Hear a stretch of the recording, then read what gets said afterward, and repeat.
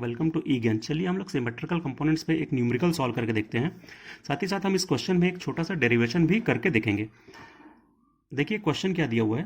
Currents flowing in the lines towards a balance delta connected load are I A equals 100 angle 0 ampere, I B equals 141.4 angle 225 ampere and I C equals 100 angle 90 ampere. Determine a general expression for the relation between the symmetrical components of the line currents flowing towards the delta connected load and phase currents in the load. That means between IA1 and IAB1 and between IA2 and IAB2. Find IAB in amperes from the symmetrical components of the given line currents. इसका मतलब क्या है, इस question में हम लोगों को सबसे पहले एक जनरल एक्सप्रेशन हमको फाइंड करना है। किसके बीच में? Relation between symmetrical components of line currents और symmetrical components of phase currents के बीच में। Symmetrical components of line currents कौन कौन से होते हैं पहले अपन वो देख लें। तो लाइन करंट्स के जो सिमेट्रिकल कंपोनेंट होंगे वो IA1, IA2 और IA0 होंगे। बिल्कुल वैसे ही फेज करंट्स के जो सिमेट्रिकल कंपोनेंट्स होंगे वो होंगे IAB1, IAB2 और IAB0। तो हमको पूछा गया है कि एक रिलेशन हमको बनाना है लाइन करंट्स और फेज करंट के सिमेट्रिकल कंपोनेंट्स के बीच में। मतलब कि IA1 और IAB1 के बीच में हमको रिलेशन फाइंड करना है। मतलब positive sequence current of line और positive sequence component of phase current के बीच में हमको रिलेशन बनाना है। बिल्कुल वैसे अपने को negative sequence component of line current और negative sequence component of phase current के बीच में रिलेशन फाइंड करना है। Zero sequence component of line और zero sequence component of phase के बीच में रिलेशन क्यों फाइंड नहीं करना है? वो बहुत सिंपल बात है, क्योंकि जब डेल्टा कनेक्टेड लोड होता है उसमें लाइंस में जीरो सीक्वेंस करंट एब्सेंट होते हैं। हम ऑलरेडी डिस्कस कर चुके हैं अपने पुराने वीडियोज में। साथ ही साथ यदि लोड बैलेंस होता है, यदि डेल्टा कनेक्टेड लोड है और वो यदि बैलेंस है, तो उसके फेज में भी जीरो सीक्वेंस कंपोनेंट जो होते हैं वो एब्सेंट होते हैं। मतलब इन दोनों की वैल्यूज कितनी आएगी? जीरो आएगी। तो इसलिए हमको इन दोनों के बीच में रिलेशन फाइंड नहीं करना है। हमको सिर्फ पॉजिटिव सीक्वेंस कंपोनेंट के बीच में रिलेशन और नेगेटिव सीक्वेंस कंपोनेंट्स के बीच में रिलेशन फाइंड करना है, लाइन के लिए और फेज के लिए। तो आई होप आप लोगों को क्वेश्चन क्लियर हो गया होगा। साथ ही साथ हमको क्या दिया हुआ है, कुछ डाटा दिए हुए हैं कि लाइन करंट्स IA, IB और IC की वैल्यूज दी हुई हैं और हमको पूछा गया है IAB, मतलब हमको फेज करंट पूछा गया है in amperes from the symmetrical components of the given line currents. मतलब ये जो लाइन करंट्स हमको दिए हैं इनके सिमेट्रिकल कंपोनेंट्स की सहायता से अपने को IAB मतलब फेज करंट की वैल्यू फाइंड करनी है। चलिए अपन इसको सॉल्व करके देखते हैं। तो हमको एक बैलेंस डेल्टा कनेक्टेड लोड दिया गया था। इस बैलेंस डेल्टा कनेक्टेड लोड की देखिए ये लाइन A, लाइन B और लाइन C हैं। इनसे जाने वाले करंट्स जो हैं वो लाइन करंट IA, IB और IC हैं। जो फेज करंट्स इनसे होकर के जा रहे हैं उनका नाम है IAB, IBC और ICA। सबसे पहले अपन क्या करें, लाइन करंट और फेज करंट्स के बीच में रिलेशन फाइंड कर लेते हैं। तो कैसे करेंगे? हम KCL अप्लाई करेंगे 1 बाय 1 इन तीनों नोड पर, नोड A पर, नोड B पर और नोड C पर। तो चलिए सबसे पहले अपन नोड A पर KCL अप्लाई करते हैं। तो कैसे होगा, यहाँ जो इनकमिंग करंट्स हैं ये दोनों, इनका समेशन इज इक्वल टू इस आउटगोइंग करंट के समेशन के बराबर होगा। तो क्या आ जाएगा, IAB इज इक्वल टू आ जाएगा IA प्लस ICA। तो इसका मतलब है IA इज इक्वल टू क्या आ जाएगा, IA इज इक्वल टू आ जाएगा IAB माइनस ICA। बिल्कुल ऐसे जब हम KCL एट नोड B लगाएंगे, जब मैं इस नोड पर KCL लगाऊंगा तो इनकमिंग करंट्स क्या है, IB और IAB है और IBC जो आउटगोइंग करंट है, इसको जब अपन सॉल्व करेंगे इस प्रकार से, सॉल्व करने के बाद जब हम IB निकालेंगे, IB इज इक्वल टू आ जाएगा IBC माइनस IAB। कैसे निकालेंगे ये तो आप बहुत सिंपल है, आप लोग निकाल लेंगे। बिल्कुल वैसे यदि मैं नोड C पर KCL लगाता हूं तो यहां पर जो इनकमिंग करंट है वो है IC और IBC इनकमिंग है और ICA अकेला जो है वो आउटगोइंग है। तो यहां से यदि अपन IC कैलकुलेट करते हैं तो IC की वैल्यू आ जाती है ICA माइनस IBC। तो इस प्रकार से हमने IA, IB और IC की वैल्यू फेज करंट्स के टर्म्स में कैलकुलेट कर ली है। चूंकि हम लोगों को positive sequence component of phase current और positive sequence component of line current के बीच में रिलेशन निकालनी है, वैसे ही negative sequence component of phase और लाइन के बीच में रिलेशन निकालनी है। तो सबसे पहले अपन क्या करें, positive sequence current in phase AB का फॉर्मूला क्या होगा वो नोट कर लेते हैं। तो positive sequence current in phase AB होगा IAB1। इसका फॉर्मूला होगा 1/3 IAB plus A IBC plus A square ICA। चलिए वैसे यदि हम positive sequence current in line A को यदि लिखना चाहें तो उसका नाम होगा IA1 और उसका फॉर्मूला हो जाएगा 1/3 IA plus AIB plus A square IC। तो अब हम आई ए आई बी और आई सी जो लाइन करंट्स हैं उनकी वैल्यूज हमने यहाँ पर ऑलरेडी फाइंड की हुई है, आई ए आई बी और आई सी की वैल्यू फेस करंट्स के टर्म्स में, वही हम लोग यहाँ पर पुट करते हैं। तो देखिए आई ए वन क्या हो जाएगा, ये हो जाएगा 1/3। आई ए की वैल्यू हमने क्या निकाली थी, आई A B minus I C ए, यहाँ पुट कर देते हैं, I A B minus I C A plus A. I B की वैल्यू हमने क्या निकाली थी, I B C minus I A B plus A square है। आई सी की वैल्यू हमने क्या निकाली थी, आई C A minus I B सी, ये हम पुट कर देते हैं। अब चलिए हम इन सारे ब्रैकेट्स को ओपन करेंगे, ओपन करने के बाद उसको फिर से एक बार रीअरेंज करके लिखते हैं। तो हमको क्या करना है, देखिए जो पॉजिटिव और पॉजिटिव जो टर्म्स है उनको एक साथ लिखते हैं, और जो नेगेटिव और जो नेगेटिव टर्म्स है उनको अलग लिखते हैं। देखिए पॉजिटिव टर्म सबसे पहला है आई ए बी, फिर है ए आई बी सी, फिर है ये ए स्क्वायर अंदर चला जाएगा तो ये हो जाएगा ए स्क्वायर आई सी ए, फिर minus I C A minus I A B minus A square I B C होगा, ठीक है, क्योंकि तीनों माइनस के टर्म्स थे और यहां से ए अंदर जाएगा, यहां से ए स्क्वायर इसमें मल्टीप्लाई होगा। तो मैं माइनस साइन को कॉमन निकाल लेता हूं और सबसे पहले इस टर्म को लिखता हूं, तो ये हो जाएगा प्लस हो जाएगा आई ए बी इंटू ए, ये लिख दिया मैंने ए इंटू आई ए बी, फिर ये अंदर जाएगा तो हो जाएगा minus A square I B सी, और माइनस हम बाहर निकाल चुके हैं तो हो जाएगा plus A square I B सी हो जाएगा। लास्ट में बचा minus I C A, minus को हम कॉमन निकाल लिए हैं तो बच जाएगा प्लस आई सी ए। क्लियर है, बस हमने पूरे ब्रैकेट्स को ओपन कर दिया है, पॉजिटिव साइन के सारे टर्म्स को एक साथ लिखा, नेगेटिव साइन के सारे टर्म्स को एक साथ लिखा और माइनस साइन को कॉमन निकाल दिया है, थोड़ा सा रीअरेंज कर लिया। अब एक बात यहां पर ध्यान दीजिए कि यहां पर है आई सी ए, यदि मैं इसको ए क्यूब आई सी ए लिखूं तो कोई प्रॉब्लम है क्या, क्योंकि ए क्यूब इज इक्वल टू 1 होता है, ये हम ऑलरेडी पढ़ चुके हैं, तो ए क्यूब से यहां मल्टीप्लाई करने में कोई प्रॉब्लम नहीं होगी, इसलिए मैंने यहीं पर ए क्यूब को मल्टीप्लाई कर दिया है। अब क्या होगा, देखिए I A one is equal to हो जाएगा 1/3 I A B plus A I B C plus A square I C A को एज इट इज लिख दिए, माइनस यहां से मैं ए को कॉमन निकाल लेता हूं एक बार, ए को यदि मैं कॉमन निकालूंगा तो ये बचेगा I A B plus A I B C plus यहां ए क्यूब था, है ना, ए क्यूब से हमने मल्टीप्लाई किया था, ए कॉमन निकालेंगे तो बचेगा ए स्क्वायर आई सी ए। अब देखिए ये term I A B plus A I B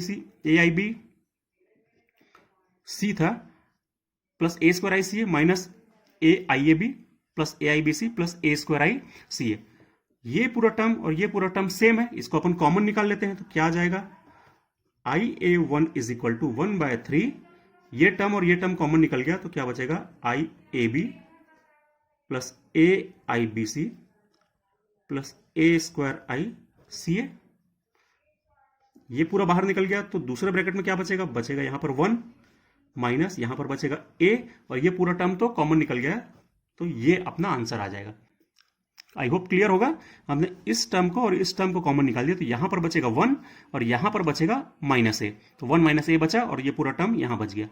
ठीक, एक चीज और ध्यान दीजिए कि I A B plus A I B C plus A square I C A, तो हमने लिखा था, देखिए positive sequence current in phase A B I A B 1 का फॉर्मूला था 1/3 I A B plus A I B C plus A square I C A, यहां पर भी वही आया है, I A B plus A I B C plus A square I C ए, और 1/3 भी है, तो इस पूरे की जगह पर अपन लोग क्या लिख सकते हैं, आई ए बी 1 पुट कर सकते हैं, मतलब positive sequence component of phase current को हम पुट कर सकते हैं।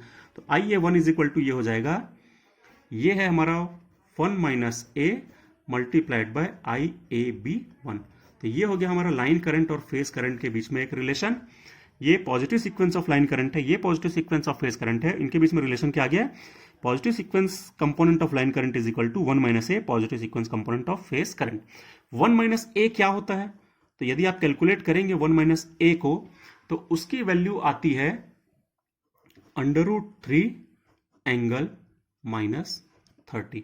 कैलकुलेट करके देखिएगा कैलकुलेटर से, क्योंकि ए तो हम जानते हैं ए क्या होता है, ए होता है 1 एंगल 120 होता है, तो 1 एंगल 120 यहां पर पुट करिएगा, उसको 1 से माइनस करिएगा तो जो ये रिजल्ट आ जाएगा ये आप करके देख सकते हैं। तो हम साथ ही साथ ये भी लिख सकते हैं कि I A one is equal to हो जाएगा √3 एंगल -30, ये लिख दिया, इंटू आई ए बी 1, या हम आई ए बी 1 निकालना चाहें तो I A B 1 is equal to क्या आ जाएगा, ये आ जाएगा 1/√3, ये एंगल उधर जाएगा तो ये हो जाएगा +30 into IA1।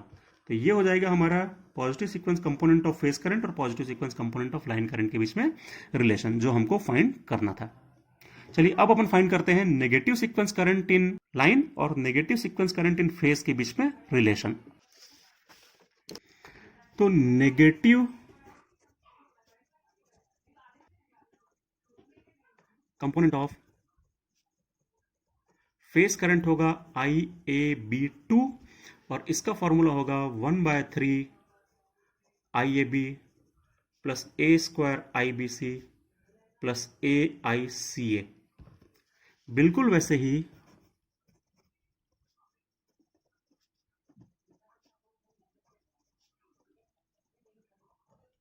Negative sequence component of line current वो हो जाएगा IA2 और इसका फॉर्मूला हो जाएगा 1/3 IA plus A² IB plus A into IC।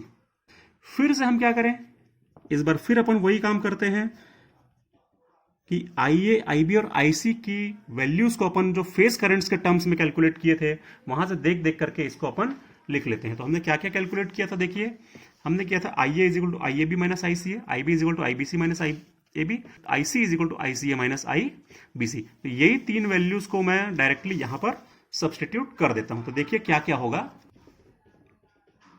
IAB minus ICA plus A² IBC minus IAB plus AICA minus IBC। इनको सबको अंदर मल्टीप्लाई करके इन सारे ब्रैकेट्स को ओपन कर देते हैं, एक साथ लिखते हैं और उसके बाद कैलकुलेट करते हैं।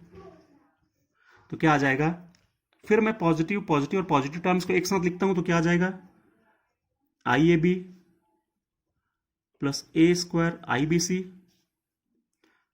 Plus AICA। Minus minus minus terms को यदि मैं एक साथ लिखूं तो क्या आ जाएगा, देखिए minus ICA minus A² IAB minus AIBC। तो ये हो जाएगा minus ICA minus A² IAB minus AIBC। Clear. इस ICA में यदि मैं A³ को मल्टीप्लाई कर दूं तो कोई प्रॉब्लम नहीं होगी, क्योंकि हमने पहले भी किया था और हम जानते हैं कि A³ की वैल्यू 1 होती है, तो 1 से मल्टीप्लाई करें तो कोई अंतर नहीं पड़ेगा। तो मैंने यहां पर A³ से मल्टीप्लाई कर दिया। चलिए इसको थोड़ा सा अपन और सॉल्व करते हैं। तो IA2 इज इक्वल टू क्या आ जाएगा, ये हो जाएगा 1/3 IAB plus A² IBC plus AICA। Minus sign को कॉमन निकालते हैं और A² को कॉमन निकालते हैं। इस बार अपन मैं A² को कॉमन निकालूंगा माइनस साइन के साथ में, तो क्या बचेगा, माइनस A² कॉमन निकल गया तो बचा IAB। यहां पर से यदि मैं A² को कॉमन निकालूंगा, यदि मैं यहां पर भी पहले A³ को मल्टीप्लाई कर देता तो कोई अंतर नहीं पड़ता, A³ इंटू A² हो जाता और A² में से A² कॉमन निकल गया तो बचेगा A² IBC और यहां से A² को कॉमन निकालेंगे तो बचेगा AICA। ठीक है, आई होप आप लोगों को क्लियर हो गया होगा। हमने यहां पर A³ को मल्टीप्लाई किया, यहां पर भी A³ को मल्टीप्लाई किया। A³ को मल्टीप्लाई करने से कोई अंतर नहीं आता क्योंकि उसकी वैल्यू 1 होती है। A³ यहां हो गया, यहां A² हो गया और यहां A⁴ हो जाएगा। A² को कॉमन निकालेंगे हम लोग, देखिए A² को कॉमन निकाले हैं माइनस साइन के साथ, तो ये हो जाएगा प्लस IAB। यहां पर यदि माइनस साइन को कॉमन निकालेंगे तो हो जाएगा प्लस, और A⁴ में से A² कॉमन निकलेगा तो बचेगा A² IBC। यहां पर A² कॉमन निकलेगा माइनस साइन के साथ में, तो यहां हो जाएगा प्लस AICA। तो वो हम लोगों ने नोट कर लिया। अब ये वाला टर्म और ये वाला टर्म देखिए एग्जैक्टली सेम है, इसको अपन कॉमन निकाल लेते हैं। इसको कॉमन निकालेंगे तो क्या आ जाएगा, IAB plus A² IBC plus AICA। यहां से ये पूरा कॉमन निकलेगा तो बचेगा 1, यहां से ये पूरा कॉमन निकलेगा तो बचेगा माइनस A²। आई होप आप लोगों को क्लियर हो गया होगा। तो ये क्या आ गया, IA2 इज इक्वल टू क्या आ जाएगा, ये आ जाएगा 1/3 IAB plus A² IBC plus AICA divided by 3 क्या होता है, देखिए हमने यहां पर पहले से लिखा हुआ है 1/3 IAB plus A² IBC plus ICA होता है negative sequence component of phase current AB। तो तो इसका मतलब है ये पूरा क्या हो गया, ये हो जाएगा IAB2। तो IA2 क्या हो जाएगा, ये IA2 इज इक्वल टू हो जाएगा IAB2 multiplied by 1 minus A square.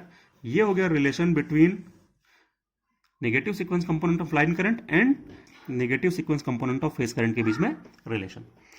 अब यदि हम ये कैलकुलेट करना चाहें कि 1 माइनस ए स्क्वायर कितना होता है, क्योंकि हम जानते हैं कि ए स्क्वायर होता है 1 एंगल 240, यहां पर पुट करके जब इसको कैलकुलेट करेंगे तो ये वैल्यू आती है √3 एंगल प्लस 30। इसको कैलकुलेट करके आप देखिएगा ये आंसर आएगा। तो इसका मतलब है IA2 इज इक्वल टू क्या आ जाएगा, 1 माइनस ए स्क्वायर की जगह अपन लिख देंगे √3 एंगल प्लस 30 और ये हो जाएगा IAB2। या हम IAB2 की वैल्यू निकालना चाहें, मतलब फेस करंट के नेगेटिव सीक्वेंस कंपोनेंट को निकालना चाहें, तो आ जाएगा IA2 डिवाइडेड बाय √3 और एंगल माइनस 30। ये हो गया negative sequence component of face current in terms of negative sequence component of line current. तो जो रिलेशन हमको फाइंड करनी थी वो हम लोगों ने यहां पर फाइंड कर ली है, और पहली रिलेशन हम लोगों ने यहां पर फाइंड ऑलरेडी कर ली है। चलिए अब अपन वो जो न्यूमेरिकल दिया था उसको सॉल्व करके देखते हैं। तो सबसे पहले हम लोग निकालते हैं जो लाइन करंट्स है उसके सीक्वेंस कंपोनेंट्स। तो पहले अपन निकालेंगे IA1। IA1 का फॉर्मूला क्या होगा, वो होगा 1/3 IA plus AIB plus A² IC। ठीक है, हमको क्वेश्चन में देखिए IA, IB और IC की वैल्यूज दी हुई थी, तो अपन IA, IB और IC की वैल्यूज यहां से पुट कर देते हैं। A की वैल्यू तो हम जानते हैं 1 एंगल 120 होती है और A² की वैल्यू 1 एंगल 240 होती है। तो यहां से अपन ये सारी वैल्यूज को पुट करते हैं, तो IA1 क्या आ जाएगा, ये आ जाएगा 1/3। IA की वैल्यू दी हुई है 100 एंगल 0 प्लस A होता है 1 एंगल 120 और IB की वैल्यू हमको दी गई है 141.4 एंगल 225 प्लस A² की वैल्यू होती है 1 एंगल 240 और IC की वैल्यू हमको क्वेश्चन में दी गई है 100 एंगल 90। ये सारी वैल्यूज हमने पुट कर दी। अब इसको अपने को कैलकुलेट करना है। जब हम इसको कैलकुलेट करेंगे तो पहले अपन इसको रेक्टेंगुलर में कन्वर्ट कर लेंगे और उसके बाद ऐड करेंगे और उसके बाद फिर उसको वापस पोलर में कन्वर्ट कर लेंगे। तो क्या आ जाएगा देखते हैं अपन लोग। IA1 इज इक्वल टू क्या आ जाएगा, 100 एंगल 0 को अपन 100 लिख सकते हैं, प्लस इसको मल्टीप्लाई करेंगे तो 141.4 और एंगल आ जाएगा 345।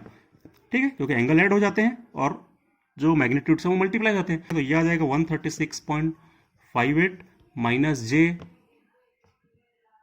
36.597 प्लस इनको मल्टीप्लाई करेंगे तो आ जाएगा 100 और इनको अपन ऐड कर देंगे एंगल्स को, तो ये आ जाएगा 330 और उसको हम जब रेक्टेंगुलर में चेंज करेंगे तो आ जाएगा 86.6 माइनस जे 50। अब सबको एक बार ऐड कर लें तो IA1 जब हम इसको ऐड करेंगे तो ये रियल और ये रियल पार्ट ऐड हो जाएंगे और इमेजनरी पार्ट्स हैं वो ऐड हो जाएंगे। तो इसका आंसर आ जाएगा 323.18 माइनस जे 86.597। अब 3 से डिवाइड कर लें तो ये आ जाएगा 107.7267 माइनस जे 28.86 एम्पियर, या इसका आ जा रहा है आंसर 111.526 एंगल माइनस 15 एम्पियर। ये आ जाएगा IA1। मतलब positive sequence component of line current की वैल्यू इतनी आ गई जो डाटा गिवन था उसके सहायता से। बिल्कुल वैसे अपन लोग अब निकाल लेंगे IA2 का फॉर्मूला क्या होता है, वो होता है 1/3 IA plus A² IB plus AIC। जो वैल्यूज हमको पता है IA, IB, IC की वैल्यू तो हमको क्वेश्चन में दी हुई है और A² की वैल्यू भी हम जानते हैं। सारी वैल्यूज को अपन पुट करते हैं तो क्या आंसर आता है, वो आता है 100 plus 141.4 angle 465 plus 100 angle 210। Values को सबको पुट कर दिया, A और A² से मल्टीप्लाई कर दिया तो ये आ गया। इन सब को अपन को रेक्टेंगुलर में चेंज करना पड़ेगा। रेक्टेंगुलर में चेंज करने के बाद हम लोग उसको ऐड कर पाएंगे। तो ये आ जाएगा 100 को एज इट इज लिख दिया, इसको जब हम लोग रेक्टेंगुलर में चेंज करेंगे तो आ जाएगा 597 माइनस साइन के साथ आएगा, प्लस जे 136.58 आ जाएगा। जब हम इसको रेक्टेंगुलर में चेंज करेंगे तो आ जाएगा -86.6 माइनस जे 50। अब रियल रियल पार्ट्स को ऐड कर दीजिए, इमेजिनरी इमेजिनरी पार्ट्स को ऐड कर दीजिए, तो ये आ जा रहा है 1/3 23.197 प्लस जे 86.58। 3 से डिवाइड कर दें, 3 से जब डिवाइड करेंगे